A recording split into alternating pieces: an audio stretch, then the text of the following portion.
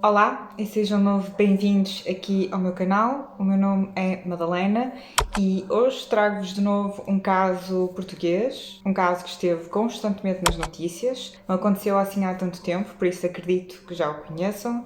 E este é o caso triste e revoltante de Gisberta Salce Júnior. Em 2006, um crime brutal e cobarde teve lugar no Porto. O mês passado fez 15 anos deste hediondo crime, com as penas de quem o perpetuou a serem completamente ridículas. Gisberta Salce Júnior nasceu no Brasil, num pequeno bairro chamado Casa Verde, em São Paulo.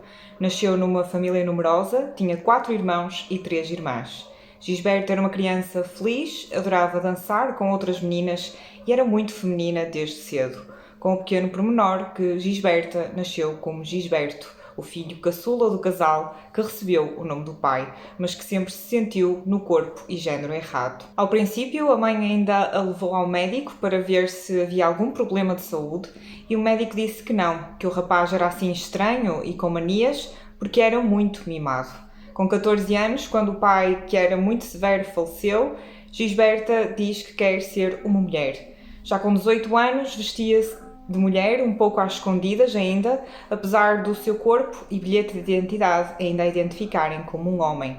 Gisberta decidiu ir para a Europa, primeiramente porque achava que aqui teria mais oportunidades, mas também, segundo a irmã, por causa da violência crescente contra transexuais no Brasil e mais concretamente no seu bairro. Segundo li, o Brasil é o país no mundo com mais crimes transfóbicos e onde a esperança média de vida no meio trans é de apenas 35 anos face aos 75 anos da restante população. Achou que assim estaria mais segura, emigrou então para a França e pouco tempo depois regressa ao Brasil para fazer alguns procedimentos médicos para ir mais de encontro àquilo como se sentia por dentro. Colocou silicone, fez tratamentos hormonais e também algumas harmonizações no rosto.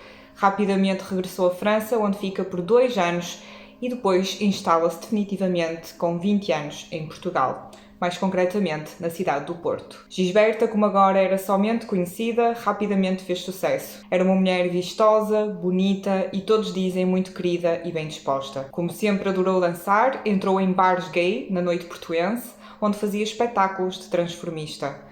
Um seu amigo da altura, dizendo que a personagem que Gisberta mais gostava de encarnar era Marilyn Monroe pela sua feminilidade. Todos dizendo que ela se divertia imenso no que fazia. Inclusive, para surpresa de muitos trans que com ela trabalhavam, Gisberta usava o seu próprio cabelo longo, não precisava de adereços como perucas para atuar. Mas infelizmente a vida, como desde o seu nascimento, não sorriu sempre a Gisberta. Após exames médicos confirmou-se que tinha contraído SIDA por volta de 1996 e embora Gisberta estivesse em vários grupos de apoio médico-hospitalar e a ser acompanhada por um enfermeiro, nunca aceitou o tratamento para a doença e todos os seus efeitos secundários. A SIDA, como sabem, é uma doença silenciosa e muito degenerativa ao corpo humano. Aos poucos e sem tratamento, Gisberta foi ficando cada vez mais magra, frágil, débil e sem vontade de sorrir. Os shows foram escasseando até não existirem mais e Gisberta viu-se obrigada a entrar de vez no mundo da prostituição. A adicionar à doença, a prostituição nas noites do Porto foram-na debilitando cada vez mais, até ela não conseguir mais trabalhar. Ficou-se em casa e vivia à mercê da boa vontade das pessoas e de grupos voluntários de apoio a sem-abrigo da cidade.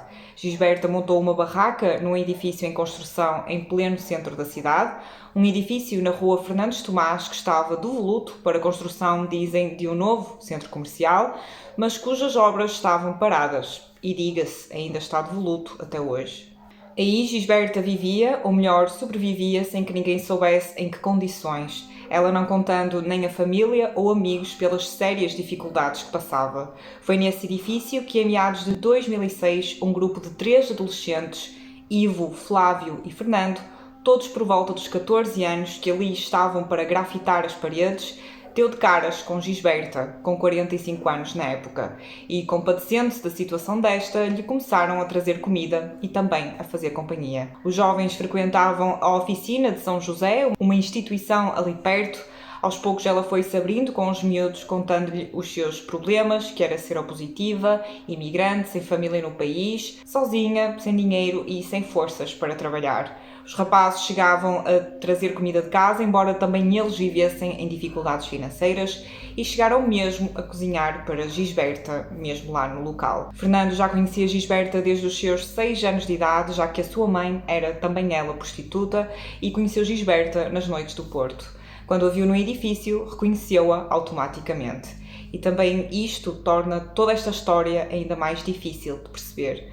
Em meados de fevereiro do mesmo ano, a história dá uma volta de 180 graus, não havendo qualquer explicação ou razão para a mesma. O grupo de 3 adolescentes inicial que frequentemente visitavam Gisberta no edifício falaram com mais e mais amigos, tanto na escola Augusto César Pires de Lima e também na oficina de São José, que era uma instituição pertencente à Igreja Católica, que anos depois deste caso e falaram com estes amigos sobre um homem que tinha mamas, que parecia uma mulher, como eles o descreviam, um traveca. Um grupo de 11 adolescentes adicionais ficou curioso e quiseram também eles conhecer a tal personagem que os amigos falavam, como quase que se tratasse de um palhaço de circo. A partir do dia 15 de fevereiro de 2006, ao todo 14 jovens começaram a frequentar o tal edifício, mas desta vez não com boas intenções. Como eles próprios o descreviam, iam para o edifício dar porrada na Gi. Entre várias agressões, muitas feitas pelos 3 membros iniciais, contavam-se que lhe atiravam pedras à cabeça, faziam-lhe rasteiras para que caísse, batiam-lhe com paus, davam-lhe pontapés, mesmo quando Gisberta já estava no chão a sangrar e a pedir que parassem, por favor. Enquanto isso, um elemento pedia que lhe baixassem as calças, que queria ver se era homem ou mulher. Eventualmente Gisberta ganhou forças e conseguiu gritar, e com isso os rapazes fugiram com medo que alguém aparecesse, já que há um hotel e um parque de estacionamento ali perto com seguranças noturnos. Tudo isto aconteceu só no primeiro dia de agressões. No dia a seguir, o primeiro grupo inicial de 3 rapazes chegou ao edifício e encontrou Gisberta quase sem se mexer, cheia de dores e marcas pelo corpo e cara. Viram também que ainda tinha sangue seco a sair-lhe pela boca, ao que supostamente lhe perguntaram se queria ajuda, e Gisberta responde: só quero um cigarro e que me deixem em paz. Embora este grupo saísse e voltasse para a escola, pouco tempo depois outros 6 elementos entraram no edifício. Um dos rapazes pede a outro para a despir, ao que este responde que não consegue, não lhe quer tocar porque, segundo ele, ela cheira mal e tem sida. De novo procederam a atirar pedras, a bater-lhe com paus nos joelhos. De novo ela grita e eles fogem, mas regressam momentos depois. Pedem que ela se levante e que não a querem ver mais ali, ao que ela responde que não consegue e que não tem mais para onde ir. De novo lhe bateram com as pedras e paus. Segundo o processo, e estou a citar, o agredido estava deitado no chão e impossibilitado de se defender devido à sua debilidade física e à superioridade numérica dos agressões. O Gisberto, nome civil, apenas se encolhia e cobria com o cobertor, gritando: não faz isso, cafajestes. Ainda não satisfeitos, os 6 elementos, antes de se irem embora, destruíram a barraca onde Gisberta dormia. A 18 de fevereiro, novamente, alguns rapazes voltam ao seu hobby favorito, como eles escreviam, dar porrada a Gi. De novo pedem para ela se levantar e ela diz que não consegue, que estava muito mal. E de novo começaram aos pontapés. E quanto mais Gisberta soluçava com dores, mais os rapazes eram violentos. Um dos elementos ainda pegou num barrote de madeira que estava ali perto das obras, com cerca de 1,5 metro de comprimento por 20 centímetros de diâmetro, e deixou-o cair sobre a barriga de Gisberta. Assim o grupo se entretia, partilhando Gisberta para a sua diversão, raramente estando os 14 elementos com ela ao mesmo tempo. No dia 19 de fevereiro, o grupo depara-se com uma Gisberta desanimada e nua da cintura para baixo. Chamaram por ela e ela só gemeu baixinho. Um deles ainda lhe toca com um pau, mas não há mais resposta. 2 dias depois, dia 21, Gisberta continuava desanimada e continuava nua da cintura para baixo, sobre umas pedras e com arranhões e pisaduras pelas pernas. Um deles coloca um isqueiro aceso em frente à boca de Gisberta e a chama não se apaga. Pensaram: está morta.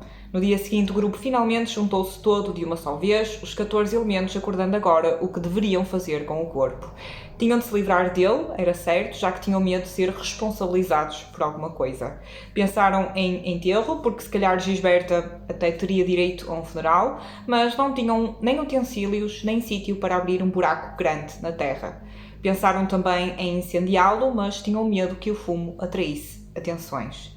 No entanto, aperceberam-se de um poço existente no edifício, um poço com 10 metros de água de profundidade. No dia 22 de manhã, por volta das 8, alguns elementos e devidamente equipados de luvas e sacos plásticos nas mãos, envolveram o corpo de Gisberta em mantas e atiraram-no para o poço.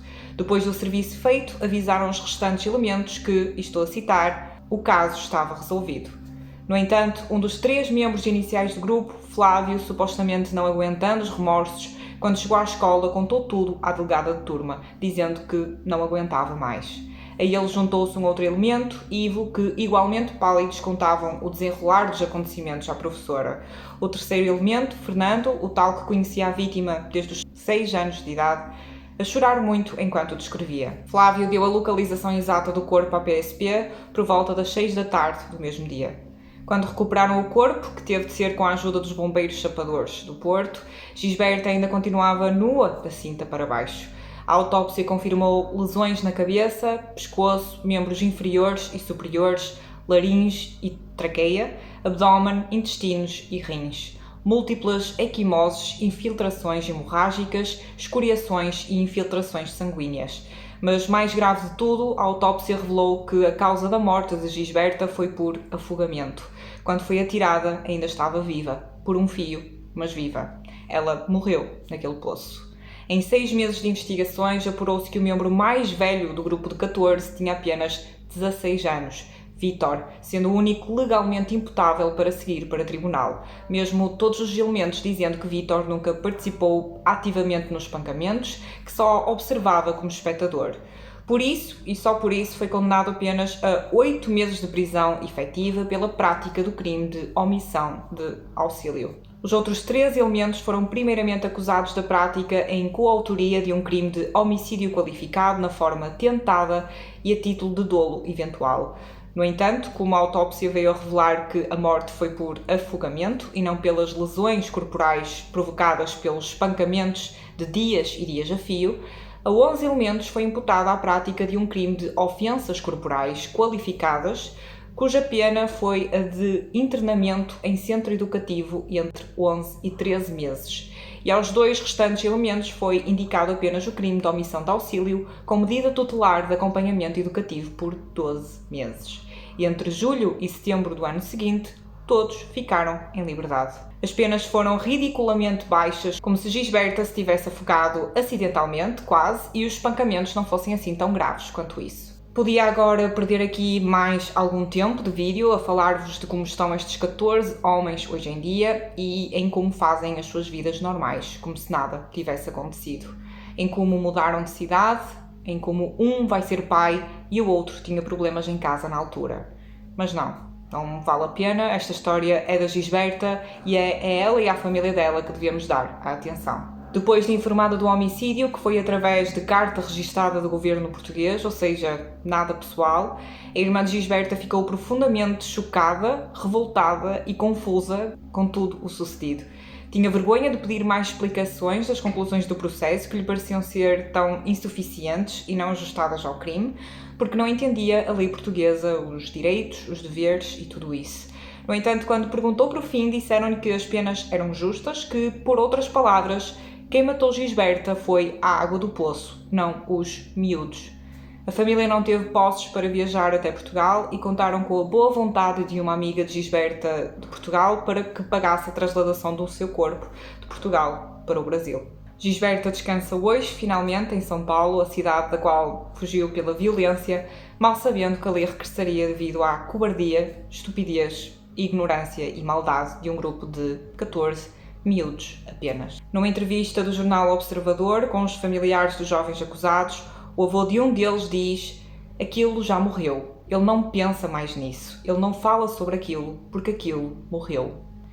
Aquilo era Gisberta, a qual ao longo deste vídeo tentei prestar a mínima homenagem, sempre a descrevendo como uma mulher de garra que era. Em tribunal e ao longo de todo o processo foi sempre utilizado o seu nome civil, Gisberto, deixando a pergunta: se tratasse de uma mulher ou homem, ditos em condições normais, será que teria havido mais justiça? Será que o julgamento foi parcial desde o início por Gisberta ser uma imigrante brasileira, sem abrigo, prostituta, transexual e seropositiva? Uma minoria de dentro das minorias? Como das coisas mais horríveis pode vir alguma coisa positiva? Desde 2006, a Marcha de Orgulho LGBTQ+, é realizada no Porto, em sua memória, em grande parte. Ainda este mês saiu uma notícia, mesmo há dias, que há um abaixo-assinado a decorrer neste momento para nomear uma rua na cidade do Porto com o nome de Gisberta. E é este o vídeo de hoje. Não consigo esconder que este caso, sinceramente, choca-me muito ainda hoje em dia. Foi um caso incrivelmente triste, incrivelmente cobarde e incrivelmente injusto, acima de tudo. Nada de bom saiu deste caso, nem do desenvolvimento das investigações, nem da conclusão do mesmo. Foi injusto do início ao fim e, sinceramente, não entendo como é que estes 14 jovens ou miúdos, como sempre eram tratados, foram tão ilibados neste processo. Tudo ao longo do julgamento e das investigações provou que eles estavam em plena consciência daquilo que faziam, apesar da idade que tinham. O facto de pensarem em livrar-se do corpo para não serem responsabilizados, o facto de ponderarem as diversas formas como se deveriam livrar do corpo, excluindo porque podia atrair atenções e outras coisas, e o facto de como nem respeito pela Gisberta tiveram no final. Nem sequer a vestiram, nem sequer a cobriram, e é estranho como esta história virou, desde amigos ou a fingirem-se amigos da vítima, a darem de comer, a darem ajuda, a darem atenção, até espancarem-na e matarem-na, porque apesar das conclusões do julgamento, a Gisberta não morreu sozinha. Ela foi assassinada, ela foi atirada àquele poço. No entanto, nas conclusões finais, parece que simplesmente foi um acidente, que ela caiu ao poço e ninguém teve nada a ver com isso, porque ninguém foi acusado de homicídio. Se gostaram deste vídeo, não se esqueçam de deixar o vosso like e subscrever ao canal se ainda não estiverem. Deixem nos comentários ideias de mais casos ou vídeos para fazer. Por hoje é tudo e vemo-nos no próximo. Bye!